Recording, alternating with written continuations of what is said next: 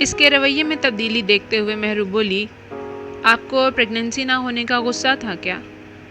شہریار چڑ کر بولا، کیا بول رہی ہو؟ پاگل تو نہیں ہو گئی ہو تم؟ اتنا سب کچھ ہونے کے بعد یہ سمجھ میں آیا ہے تمہیں؟ مہرو بوکھلا کر بولی، نہیں، میں یوں ہی۔ شہریار اس کی بات کاٹ کر بولا، اب جاؤ یہاں سے۔ مہرو نے بیڈ روم میں جا کر سب سے پہلے وہ لاکٹ دوبارہ پہنا۔ سونے کی کوشش کی پر اسے نیند نہیں آ رہی تھی۔ تبھی شہریار تھوڑی دیر کے بعد کمرے میں آیا۔ وہ مہرو کے پاس آیا۔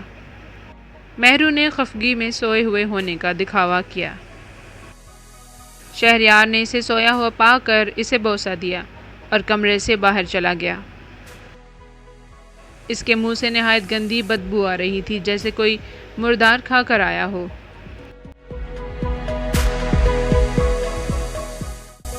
چند لمحے یوں ہی بے چینی سے کروٹیں لینے کے بعد مہرو کو پیاس محسوس ہوئی، پر وہ باہر نہیں جانا چاہتی تھی کیونکہ باہر شہریار روز کی طرح اونچی آواز میں ٹی وی لگا کر بیٹھا تھا اور مہرو اس کا سامنا ہونے سے کترا رہی تھی۔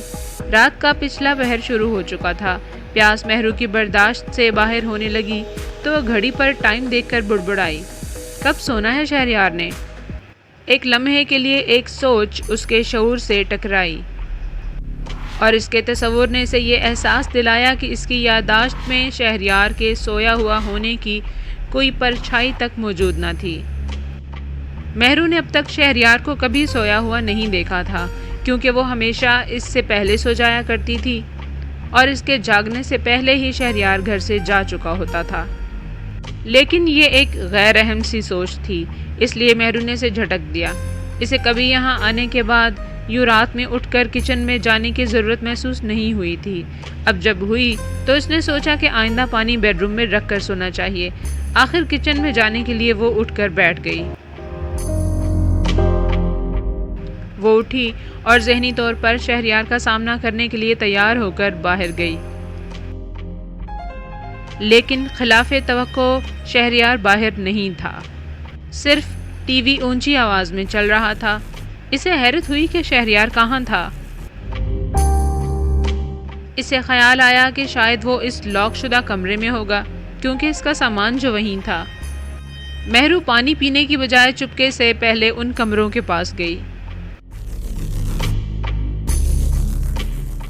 اسے ان میں سے ایک کمرے میں سے کچھ آوازیں سنائی دیں۔ مہرو کو حیرانگی ہوئی، نہ تو گھر میں ان کے سوا کوئی تیسرا تھا اور نہ ہی شہریار کے پاس فون تھا، تو پھر شہریار کس کے ساتھ محو گفتگو تھا؟ مہرو نے کان لگا کر سننے کی کوشش کی، پر ٹی وی کی اونچی آواز کی وجہ سے اسے کچھ سمجھ نہیں آئی۔ اس نے بار بار سمجھنے کی کوشش کی پر کوئی فائدہ نہیں ہوا۔ آخر کار وہ کچن سے پانی پی کر لاؤنج میں آئی تو اسے خیال آیا کہ ٹی وی یوں ہی چل رہا ہے تو اسے بند کر دیا جائے۔ اس نے ٹی وی بند کر دیا اور واپسی بیڈ روم کی طرف 2 ہی قدم بڑھائے تھے کہ شہریار اس کمرے سے باہر آ گیا۔ اس نے صرف پینٹ پہن رکھی تھی۔ اس کی آنکھیں انتہائی سرخ تھیں اور چہرے پر وحشت تھی۔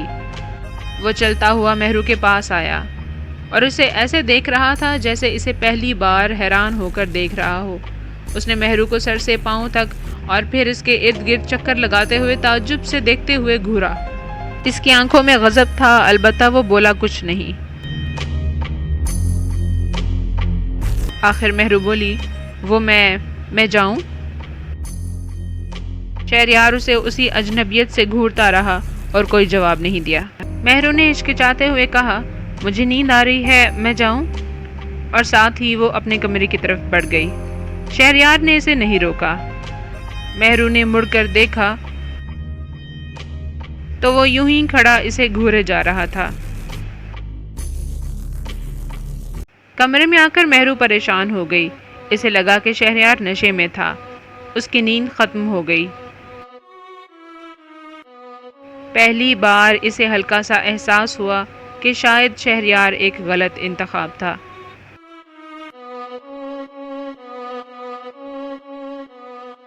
کافی دیر خیالوں میں گم رہنے کے بعد کب اس کی آنکھ لگی، اسے خود بھی پتہ نہ چلا۔